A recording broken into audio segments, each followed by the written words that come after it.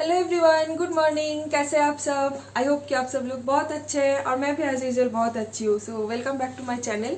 और आज है मंडे और आज का व्लॉग मैं अभी स्टार्ट कर रही हूँ सुबह 10 बजे से। अभी ब्रेकफास्ट चल रहा है, चाय बना रही हूँ। यहाँ पे चाय बन रहा है और यहाँ पे बन रहा है पराठा। बन नहीं रहा है एक्चुअली, ये गर्म हो रहा है। कल रात को मैंने सत्तू का पराठा बनाया था तो उसी में से 2 पराठा बच गया था, तो दोनों के लिए एक एक पराठा सुबह ब्रेकफास्ट हो जाएगा। सुबह चाय के साथ पराठा, इसका कॉम्बिनेशन बहुत ही अच्छा है। तो पहले तो हम लोग इतना जानते नहीं थे कि सुबह सुबह चाय के साथ आलू का पराठा, सत्तू का पराठा भी खाया जा सकता है। फिर यहाँ पे आके, नोएडा आके भी हम लोग सीखे हैं कि यहाँ पे लोग चाय के साथ सुबह पराठा खाते हैं। गर्मा गर्म आलू के पराठे, सत्तू के पराठे और मूली के पराठे, ये सब। तो फिर मैं भी सीख गई, फिर हम लोग भी खाना स्टार्ट कर दिया। तो सच में बहुत अच्छा लगता है। अभी तो जब भी हमारे घर ऐसे कुछ स्पेशल पराठे बनते हैं ना, तो मैं तो 1-2 एक्स्ट्रा बना के रख देती हूँ ताकि सुबह ब्रेकफास्ट में हम लोग चाय के साथ खा सकें। तो ये हो गया है ऑलमोस्ट गरम। सौरभ अभी ब्रश करने गया है, उसका हो जाएगा ब्रश करना, फ्रेश हो जाएगा वो। उसके बाद फिर हम लोग ब्रेकफास्ट करेंगे और उसके बाद करना है लंच की तैयारी, क्योंकि पापा आ रहे हैं। आप लोगों को तो पता ही है आज, तो इसीलिए फ्रिज में जितना सब कुछ था, मटन वगैरह, सब्जी वगैरह, जो कुछ भी मैंने काट के रखा था सब कुछ निकाल के मैंने बाहर रख दिया है। वो भी धीरे धीरे करूँगी। मैं बस वेट कर रही हूँ दीदी की। दीदी एक बार आ जाए, दीदी आके काम करके चली जाएगी, उसके बाद फिर मैं खाना बनाना स्टार्ट करूँगी, यानी लंच। क्योंकि आज किचन थोड़ा सा गंदा है। आप देख सकते हो, रात को कल काफ़ी लेट हो गया था हमारे सोने में। कल हम लोग बहुत कोशिश कर रहे थे कि जल्दी सो जाए, लेकिन अल्टीमेटली वो हुआ नहीं। पराठा बनाने में ना थोड़ा सा टाइम लग जाता है, इसको स्टफिंग डालो, ये करो, तो इसलिए थोड़ा टाइम लग गया था। तो रात को सोते सोते काफ़ी लेट हो गया, तो इसीलिए मैं और कुछ भी किचन साफ़ नहीं कर पाई। मैंने ऐसे ही छोड़ दिया, आटा आटा सब कुछ यहाँ पे फैला के पड़ा हुआ है। बर्तन भी इतना सारा सिंक में जमा हुआ है। तो दीदी जब तक आके पूरा किचन साफ करके ये सब कर नहीं देती, तब तक मैं खाना ही नहीं बना पाऊंगी। কি করবে? ভালো হয়ে গেছে চাটা। এটা নিয়ে নাও, ছাঁকনিটা। আর একটা ছাঁকনি কিনতে হবে আমাদেরকে। 2 ही छन्नी है ना, और 2 छन्नी ही सिंक में है, क्योंकि कल सुबह दीदी जाने के बाद हम लोग चाय पिए थे, तो वो वाला छन्नी भी जूठे में चला गया है। और फिर शाम के टाइम पे हम लोग चाय पिए थे, तो और एक छन्नी वो भी चला गया है। अभी सौरभ छन्नी धो रहा है, छन्नी धो के उसके बाद ही चाय हम लोग छान पाएंगे। और आज ठंड तो है, ठंड काफ़ी है, लेकिन इतना फॉग नहीं है। फॉग अभी थोड़ा सा कम है, बहुत ज़्यादा फॉग नहीं है। दीदी आ गई है और लग रहा है कि आज धूप भी आएगी शायद।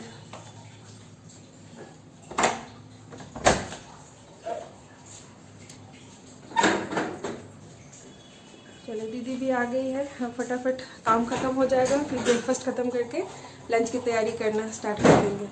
দিদি তোমাকে ফোন করছি, তোমার ফোন লাগছিল না কেন? মোবাইলে পয়সা নেই যে ওটা লাগবে না। ও আচ্ছা, তাই আমি তোমাকে আজকে একটু তাড়াতাড়ি আসার জন্য বলতাম। হ্যাঁ, তোমাকে আমি 9টার সময় ফোন করছিলাম, তোমার ফোনই লাগছে না, বলছে ইনকামিং বন্ধ। अच्छा, করে নাও। बहुत एक्साइटेड हूँ कि पापा आ रहे फिर से।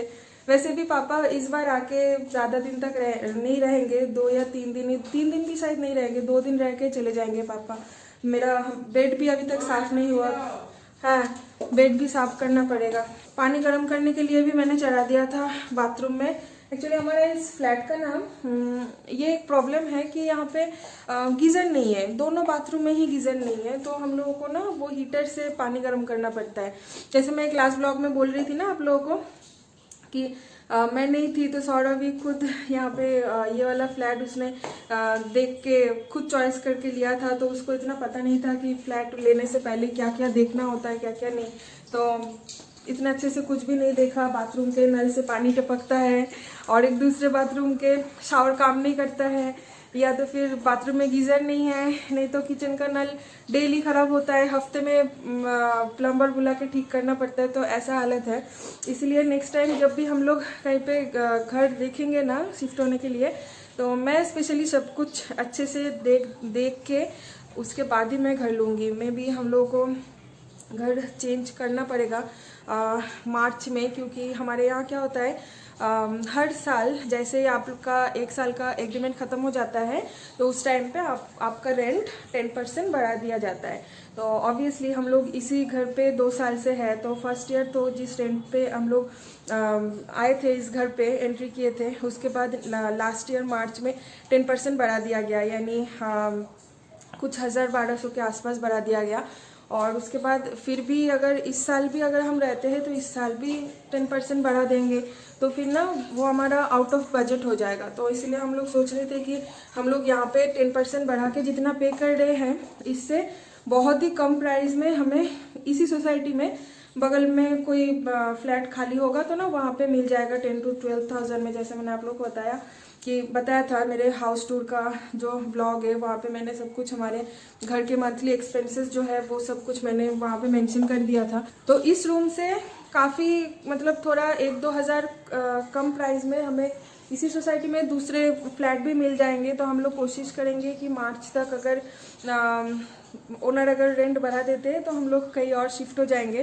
अभी ओनर से बात नहीं किया है, क्योंकि काफ़ी सारे फ्रेंड्स हमारे जो लोग शिफ्टिंग कर रहे थे तो उनके ओनर ने इस साल पैंडेमिक की वजह से रेंट बढ़ाया नहीं है। तो आई होप कि हमारा ओनर भी ऐसा ही निकले और रेंट ना बढ़ाए। अगर 10% नहीं बढ़ाया तो हम लोग इसी फ्लैट में रहेंगे, और अगर बढ़ा देते हैं तो फिर इस फ्लैट को बाय बाय करके जाना पड़ेगा, दूसरा फ्लैट ढूंढना पड़ेगा। इसलिए मैं बोल रही हूँ कि दूसरा फ्लैट अगर जाएंगे ना, अगर नया फ्लैट में हम लोग शिफ्ट होते हैं तो वहाँ पे सब कुछ बराबर के मैं चेक करके लूँगी। उससे अगर मेरा 1-1.5 हज़ार अगर ज़्यादा भी रेंट पड़ जाए डजेंट मैटर, लेकिन सब कुछ परफेक्ट होना चाहिए।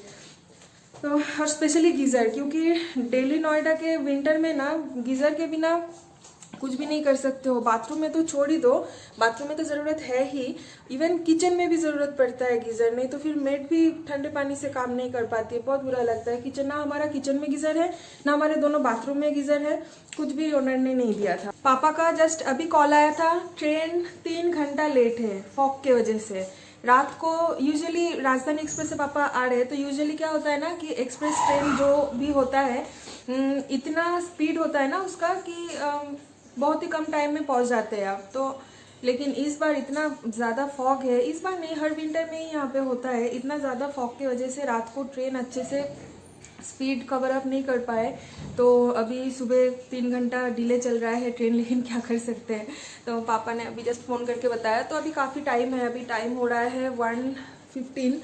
राजधानी शियालदह से दिल्ली जो आती है वो 10:30 बजे के आसपास दिल्ली पहुंच जाती है, और फिर घर आते आते पापा का टाइम होता है 12-12:30 बजे तक दोपहर को पापा आ जाता है यूजुअली। लेकिन इस बार इतना लेट, अभी जस्ट मैंने कॉल किया 1 बजे, तो पापा बोल रहे कि 3 घंटा लेट है, और 3 बजे 1:30 से 2 बजे तक पापा दिल्ली पहुंचेंगे। उसके बाद फिर वहाँ से कैब बुक करके घर आते आते मतलब समझ ही सकते हो, क्योंकि रेलवे स्टेशन से हमारा घर काफ़ी दूर है, तो ऑलमोस्ट वहाँ पे भी और 2 घंटा लग जाएगा, बहुत ज़्यादा लेट हो जाएगा।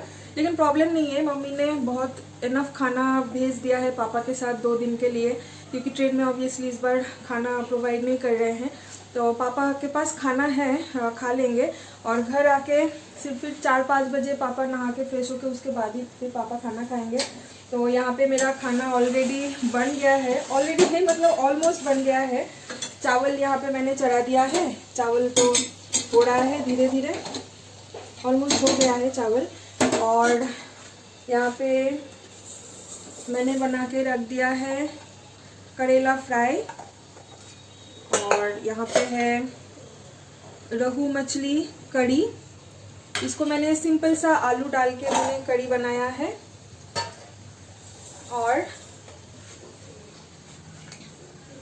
और यहाँ पे हो रहा है अभी मटन हो जाएगा तो फिर बाकी सब कुछ खाना कंप्लीट हो जाएगा। तो मटन यहाँ पे ऑलरेडी हो गया है, जिसको कौसनो बोलते हैं ना, तो कौसनो हो गया है। बस मैं इसको अब पानी डाल दूंगी, पानी डाल के बॉईल कर लूँगी, और आलू भी यहाँ पे मैंने फ्राई करके रख दिया है, आलू भी उसमें डाल दूँगी, तो आज हो जाएगा और ज़्यादा टाइम नहीं लगेगा, बहुत जल्दी बन जाएगा। किचन का हालत देखिए आज कितना गंदा हो गया है मटन की वजह से। मैं ना भूल गई थी मटन हाई फ्लेम में चढ़ा के मैं चली गई थी ये ड्राइंग रूम थोड़ा साफ़ सुथरा करने के लिए। पिलो कुशन वगैरह सब कुछ फैला के पड़ा हुआ था, तो ये सब कुछ मैंने सोफ़ा का कवर और पिलो कवर सब कुछ अच्छे से साफ़ करके फिर मैं रख रही थी ना, तो उस टाइम पे मुझे बिल्कुल भी ध्यान में नहीं था कि मटन मैंने हाई फ्लेम में रख दिया है। और फिर मटन के तेल के जितने छींटे होते हैं, छींटे से पूरा किचन मेरा गंदा हो गया। दीदी इतना अच्छे से साफ़ सुथरा करके गई है और मैंने ख़राब कर दिया।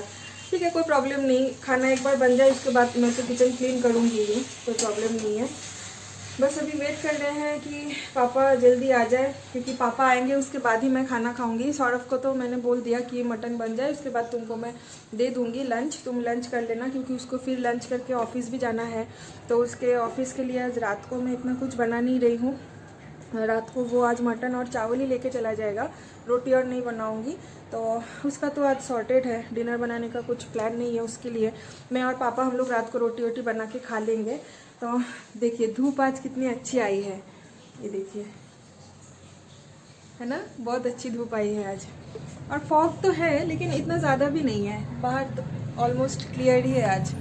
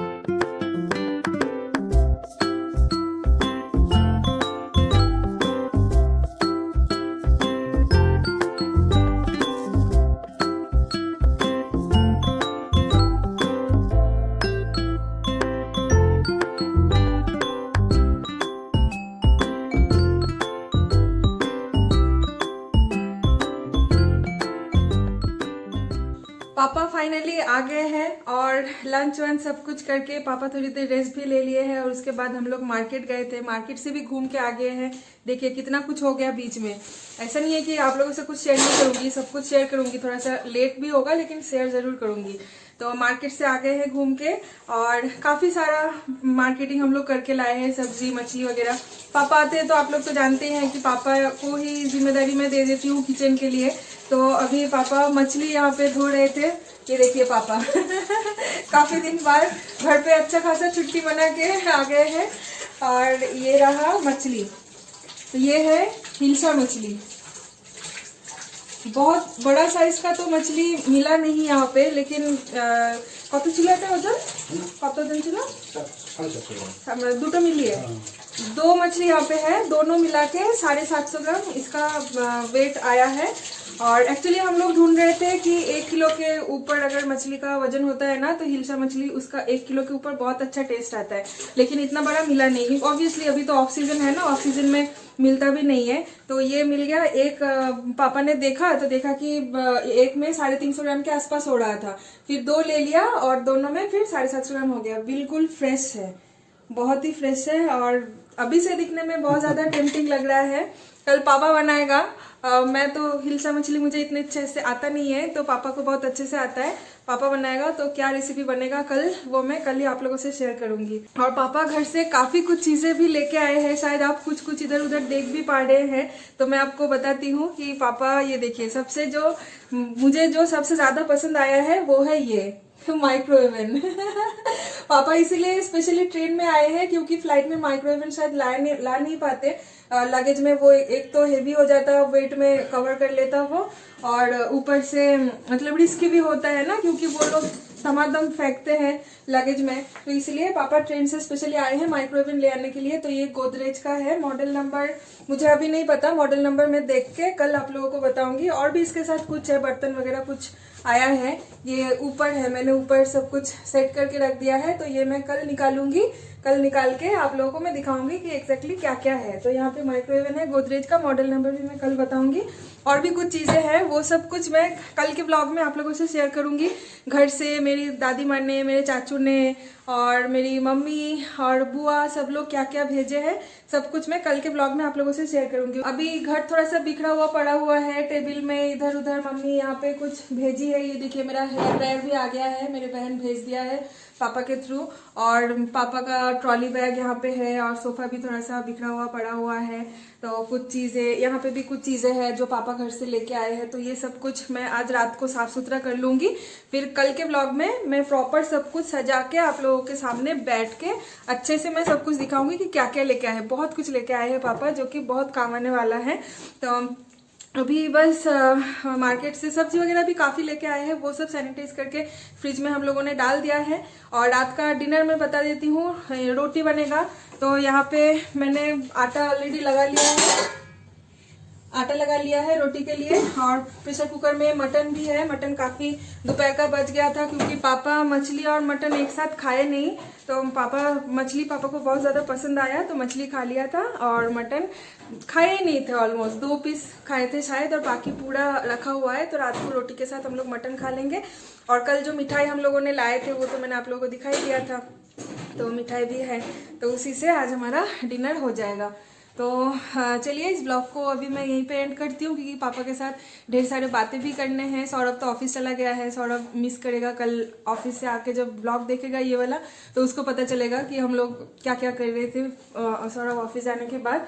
तो चलिए इस ब्लॉग को यहीं पे एंड करते हैं, मिलते हैं कल एक नए ब्लॉग के साथ। तब तक के लिए आप सब लोग सेफ रहिए, हेल्दी रहिए, हाइजीन रहिए, हेल्दी खाना खाइए, हैप्पी रहिए, स्माइल कीजिए, और मेरे चैनल को सब्सक्राइब करना ना भूलना, और लाइक करना मत भूलना। कमेंट करके बताना कि ब्लॉग कैसा लगा, और फ्रेंड फैमिली रिलेटिव्स के साथ शेयर भी कर देना, ठीक है। चलिए बाय बाय, गुड नाइट।